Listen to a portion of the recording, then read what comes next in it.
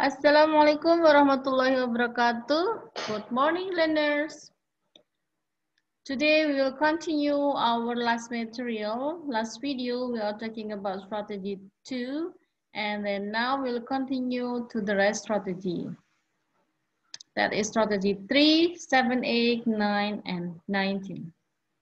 As usual, before we start our material, I will show you some proverb. Okay, wait a minute. Why this strategy in the same topic? Karena this strategy talking about part of speech. Jadi makanya dibahas langsung ya, sekalian ya, saling berkaitan karena tentang part of speech. Bagian-bagian dalam bahasa Inggris, bagian dasar dalam bahasa Inggris. Okay. This is our proverbs. It seems like before, masih sama. Learning is a treasure that will follow each owner everywhere. Treasure, it means high value, or it seems like something precious. That's why you must always study whenever and wherever you stay, because it can help us to sharp our way of thinking, and then also build our good character, and then we have a good personality or good identity.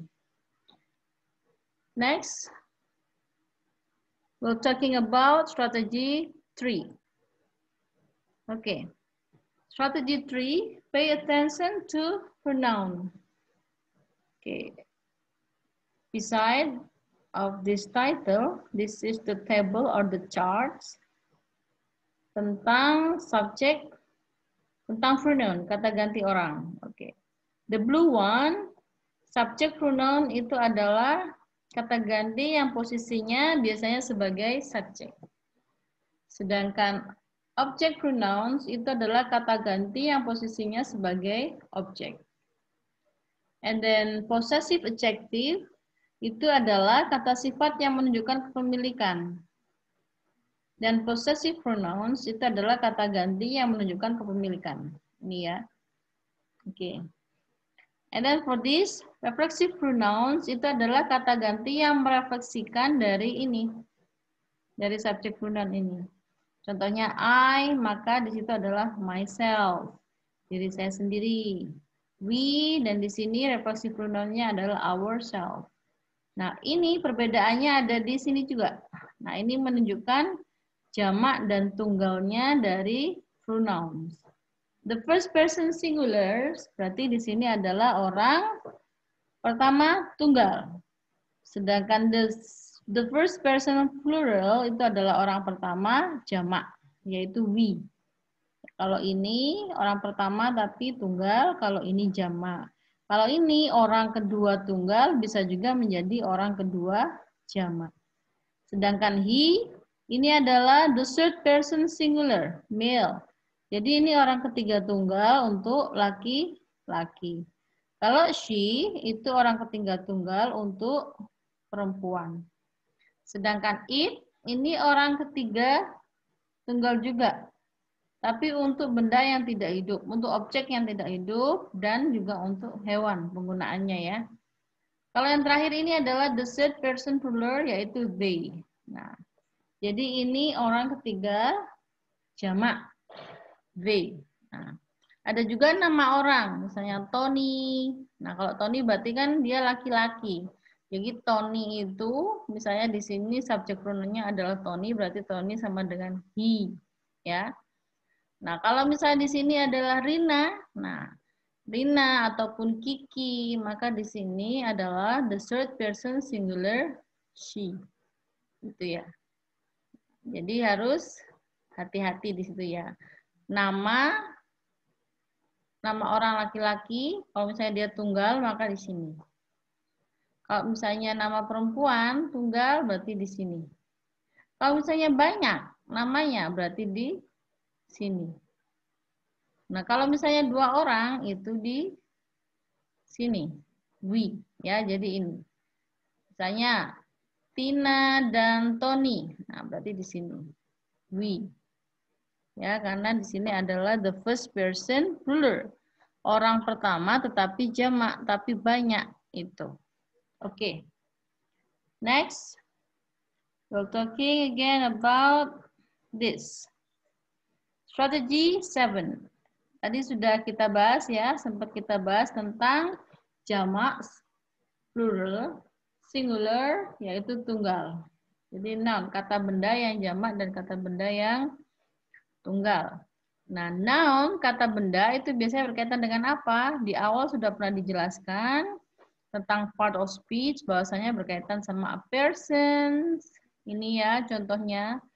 The mother, nurse, girl, doctor, and then place, ini tempat, ada market, church, and then park, and then bedroom. Animals, itu hewan. Nah, ini contohnya ya. Crab, frog, lion, and peacock. And then the last is thing. Nah, yaitu kid, clock, and then plum, and then block. Oke. Ini adalah contoh-contoh dari kata benda. Ada yang singular, ada yang plural, jamak dan tunggal. Oke. From this picture, from this chart, jadi dari chart ini bisa kita ketahui ya, bahwasanya ketika kata benda itu singular, ini berarti menunjukkan satu ya, tunggal, dan plural, maka itu menunjukkan banyak. Ciri khasnya ada di sini. Nah, add on s to the end of the most noun to make them plural. Jadi supaya kelihatan plural, maka harus ditambahi s. Tapi kalau misalnya huruf akhiran konsonannya yaitu y, maka diganti menjadi ini, es. Itu. Tapi ada juga di sini irregular noun, berarti kata benda yang tidak beraturan. Nah, ini kalau ini harus dihafalin ya. Contohnya saja mouse, maka bentuk jamaknya yaitu mice ini. Ya. Ada juga yang ditambahi es kalau akhirannya seperti ini. Ya, ch, sh, s, x dan ini ya x ya. Nah, di sini fox menjadi fox. Kalau yang ini ditambahi vest jadi wolf, jamaknya dari wolf menjadi wolf. Nah, ketika akhirnya adalah f ini atau v, ya. Itu yang perlu diperhatikan. Next, we'll move to quantifiers. Nah, harus hati-hati ya. Ini menunjukkan quantity. Quantity itu adalah jumlah banyak ya. Banyaknya, gitu. Kuantitasnya seperti apa. Nah, ini ada quantifier di sini. Jadi words, kata-katanya menunjukkan kuantitas suatu benda gitu ya. Ada little, sudah ada artinya di sini. Small, minor, and then few, di sini artinya small, and then slight. Okay, slight, and then a lot of, large of number. Jadi many, that is very or numerous, macam-macam ya. And then much itu very or too or a lot, atau sangat atau banyak ya. Any itu berarti never, lot of berarti banyak, and then some unspecified amounts. Jadi jumlahnya belum jelas kalau yang pakai some itu ya. Kalau yang few tadi yaitu sedikit. Sama dengan slide itu artinya sedikit. Nah, penggunaannya jadi quantifier di sini, expression of quantity di sini, penggunaannya itu adalah ketika little itu digunakan untuk ini. Jadi ketika ada tanda tick ataupun centang hijau ini, berarti penggunaannya adalah untuk benda yang uncountable. Jadi untuk kata benda noun yang uncountable. Uncountable itu berarti tidak terhitung. Sedangkan countable itu berarti terhitung. Nah, few itu digunakan untuk benda yang bisa dihitung. Lot of digunakan biasanya untuk benda yang bisa dihitung, kadang untuk benda yang uncountable. Many itu biasanya digunakan untuk benda yang bisa dihitung juga. Much untuk benda yang tidak bisa dihitung, seperti gula, garam gitu ya. Any itu bisa dipakai di keduanya, sama dengan lot of and also some, bisa dipakai di keduanya. Jadi yang harus hati-hati penggunaannya adalah ini. Much tidak bisa dihitung, many bisa dihitung, and then few itu countable bisa dihitung, sedangkan little itu sedikit tapi tidak bisa dihitung. Okay, that's about expression of quantity. Nah, ini ada penjelasannya lebih detail lagi ya. Tadi sudah saya jelaskan, countable noun berarti itu bisa dihitung, uncountable noun berarti tidak bisa dihitung. Ini sudah ada contohnya ya. Ada sugar, information, water itu jelas tidak bisa kita hitung, tidak bisa kita ukur lah. Kalau apple, sekolah, pictures itu bisa kita hitung. Nah, can take singular or plural. Nah, contohnya di sini there is a book on the table. Those houses are very big, aren't they? Nah, kalau yang ini uncountable noun always take singular verb. Nah, selalu menggunakan singular verb. There is some water in that pitcher. Jadi singular verb ya di sini ya. Oke, there is. Sedangkan kalau yang di sini bisa ini, bisa singular, bisa juga di sini plural. Oke. And then this go with a, an, the, my, etc. in the singular. Si boat, an umbrella. Itu biasanya countable, bisa dihitung kalau yang pakai seperti ini. Kalau yang ini nggak bisa dihitung, berarti tidak menggunakan ini. Jadi ciri khasnya ini ya, singular. Ada kata determiner, ada article. Nah, itu menunjukkan ini artikel itu on and the itu determiner. Itu ya. Can you hear music? Nah, can you hear music? Nah, ini nggak bisa dihitung. Jadi kuantitasnya musik yang didengar itu sebanyak apa nggak bisa dihitung. And then can be used alone with some, any, many, few in the verb. Nah, ini countable itu bisa digunakan seperti ini. I love some carrots. Nah, itu. Ya. And then can be used alone or with some, any, much, little. Sama aja ya berarti ya. There is little information about the bidder. Jadi di sini ada some, di sini juga sama. Any bedanya di sini adalah ini tadi, many and few. Tadi sudah sedikit ada gambaran penjelasan ya di sini. Nah ini many and few. Ingat few di sini digunakan untuk countable and then many digunakan juga untuk countable. Kalau little ini tidak terhitung. Tuh ya. Maksudnya tidak dapat dihitung. Nah, di sini penggunaannya uncountable noun sudah jelas ya. Jadi ini nggak bisa dihitung, little. Nah, ini ada juga bisa menggunakan an, and then one, two with coffee. When we talk about a cup, a glass, or bottle. Jadi ada pengkhususan ya. Untuk uncountable noun ini, kalau misalnya menggunakan noun terkait dengan gelas, ataupun cangkir, ataupun botol, maka bisa menggunakan ini. Ya, ini. Can I have 2 teas or please 2 cup of tea? Itu ya example-nya. Tolong 2 cangkir teh. Gitu. Okay, this is strategy. The next strategy, agreements after certain word or singular. Nah, kita perlu mengetahui dulu ya di sini tentang indefinite pronoun. Jadi indefinite pronoun ini adalah kata ganti orang ataupun tempat ataupun thing, sesuatu yang indefinite. Indefinite itu tidak terbatas. Contohnya itu penggunaan ini, any, every, no, some. Berarti tidak terbatas berapa banyak orangnya gitu. Contohnya people, untuk menunjukkan orang. Dari pronouns ini adalah ini, anyone, anybody, everybody, everyone, no one, nobody, someone, somebody. Kalau pledge, anywhere, everywhere, nowhere, somewhere, seperti itu. things berarti anything, everything, nothing, something. Itu menunjukkan sesuatu. Nah, biasanya independent ini digunakan ketika sedang melakukan percakapan dengan orang lain terkait ini. People, orang, place, tempat, thing, sesuatu. Tanpa mengucapkannya langsung. Jadi, without saying exactly who, where, or what they are. They are followed by singular. Nah, diikuti sama kata kerja tunggal.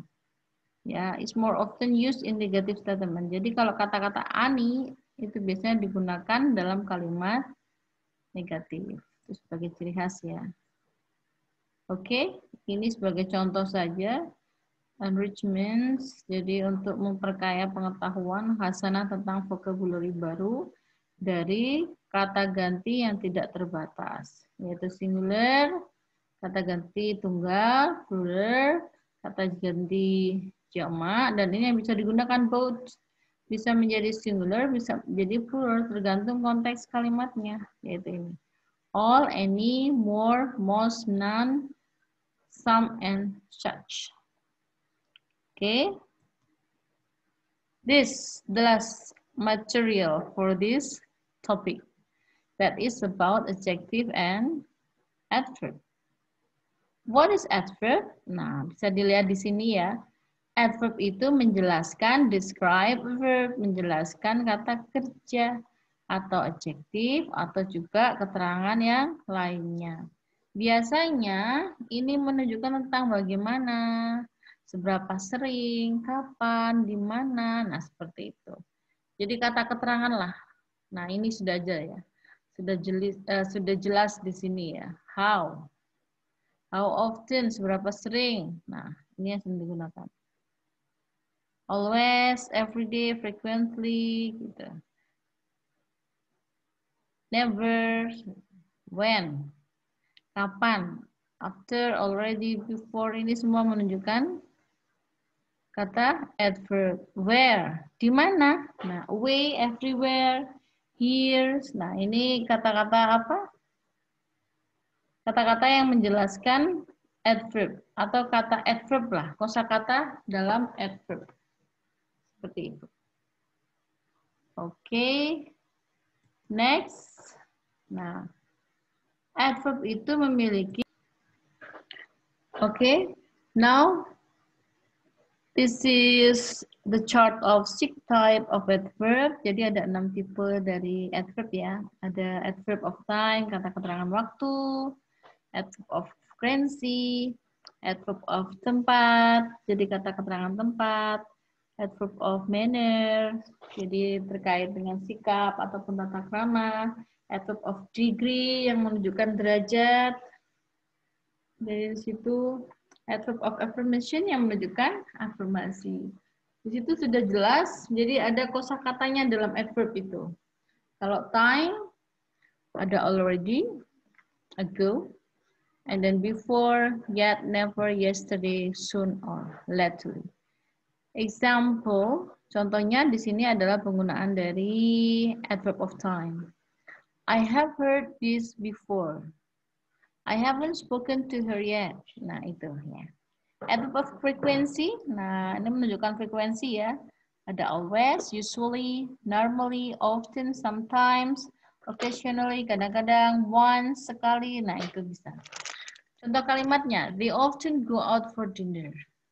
Mereka sering pergi dinner, makan malam. And then, adverb of place menunjukkan kata keterangan tempat. Sudah jelas di situ ya. Ada here, everywhere, near, nearby, down, away, backwards, and upwards. Nah, contohnya, I walked backwards toward the door. Nah, itu ya. Jadi menunjukkan adverb of place. And then adverb of manner. Nah, adverb of manner di sini salah satu contohnya adalah so, slowly, badly, beautifully, delightfully, and loudly.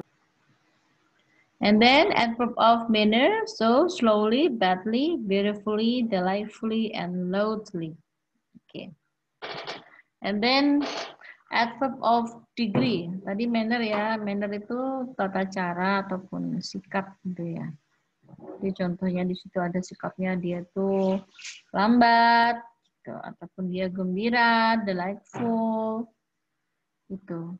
Ataupun so itu menunjukkan begitu ya.